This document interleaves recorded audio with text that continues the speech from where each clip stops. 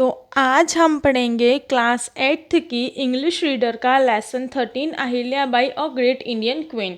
इसके पहले के सारे चैप्टर्स मैं मेरे चैनल पर समझा चुकी हूँ। आपको अगर चैप्टर्स का एक्सप्लेनेशन विथ सॉल्यूशन चाहिए तो आप मेरे वीडियोस को देख सकते हैं।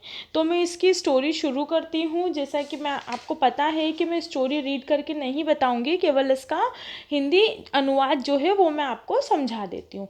तो हम शुरू करते हैं कि भारत में कई महान पुरुष और महान महिलाएं हैं। वही भारत कई महान पुरुष और महान महिलाओं की भूमि है। उनके महान कार्यों को सैकड़ों वर्ष बाद भी याद किया जाता है। ऐसी ही महान शख्सियत है एक हमारी अहिल्याबाई होलकर। उनका जन्म जो है वो 1725 में महाराष्ट्र के बीड जिले के चौंदी नामक एक छोटे से गांव में हुआ था। उनके पिता मानक काजी शिंदे गांव के पटेल थे और उनकी मां सुशीला एक धार्मिक महिला थी। उस समय लड़कियां स्कूल नहीं जाती थी, लेकिन अहिल्याबाई के पिता ने उन्हें घर पर ही पढ़ाना लिखाना सिखाया। इतिहास के मंच पर अहिल्याबाई का प्रवेश एक दुर्घटना थी।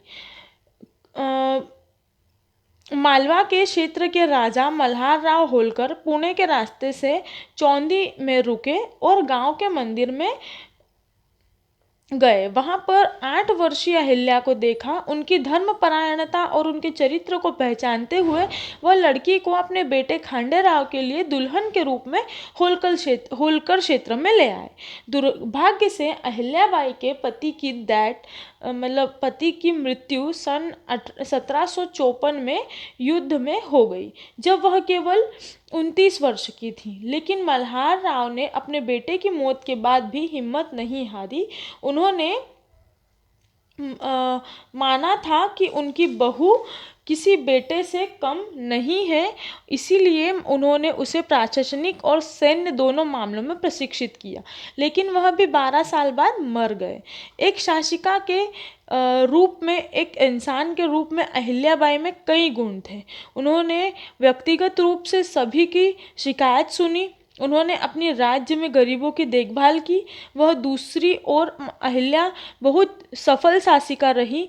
उन्होंने किसी को भी राज्य में धन का दुरुपयोग नहीं करने दिया। यदि उनके अधिकारियों द्वारा लोगों के साथ धोखा या परेशान करने की कोशिश करते तो वह तुरंत उन्हें दंड देती थी।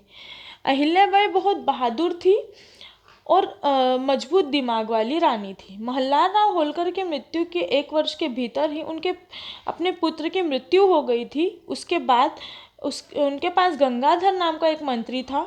उसने देखा कि अहिल्या अपने पति और अपने ससुर और उनका बेटा सभी के बिना अब अधूरी हो चुकी है। वह लालची हो गया और उसने कहा कि एक महिला किसी राज्य पर ठीक से शासन नहीं कर सकती और इसीलिए उसे एक पुत्र को गोद लेने के लिए कहा, जो कि मालवा का शासक बनेगा। उसकी असली योजना अहिल्याबाई को अलग करना और सारे पैसों और शक्ति पर स्वयं का आनंद लेना था।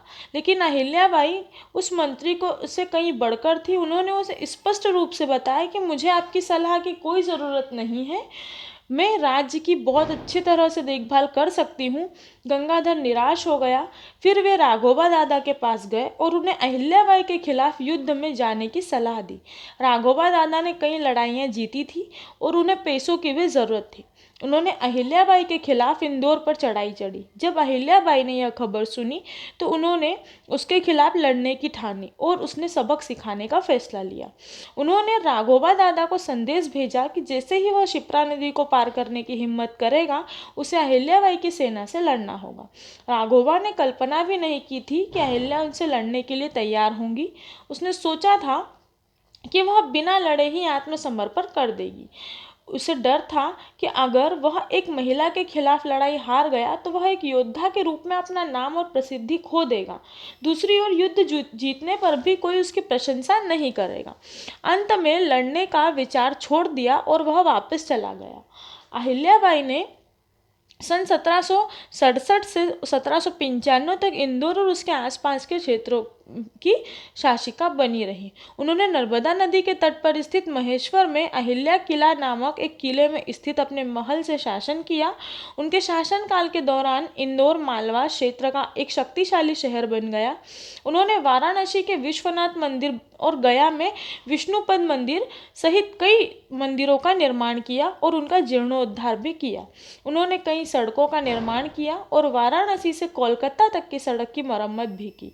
उन्होंने हिमालय से लेकर दक्षिण भारत के तीर्थ स्थलों तक फैले क्षेत्र में दर्जनों मंदिर, घाटों, कुओं, तालाबों और विश्राम गृहों का निर्माण किया। महेश्वर में अहिल्या की राजधानी साहित्यिक, संगीतमय, कलात्मक और औद्योगिक उद्गम का दृश्य था। उन्होंने संस्कृत विद्वान खुशाली राम को भी संरक्षण दिया। शिल्पकारों, मूर्तिकारों और कलाकारों को उसकी राजधानी में वेतन और सम्मान मिला और उसने महेश्वर में एक बड़ा कपड़ा उद्योग भी स्थापित किया और महेश्वर की साड़ियाँ आज भी अपनी बनावट और गुणवत्ता के लिए प्रसिद्ध हैं। भारत में कई महिला शासिकाएं, योद्धाएं रहीं, लेकिन रानी अहिल्याबाई होलकर को मालवा में अपने 30 साल के लंबे शासनकाल के दौरान किसी अन्य रानी की तुलना में अधिक स्नेह और सम्मान मिला था। वह वास्तव में एक शानदार महिला, सक्षम शासक और एक महान रानी थी।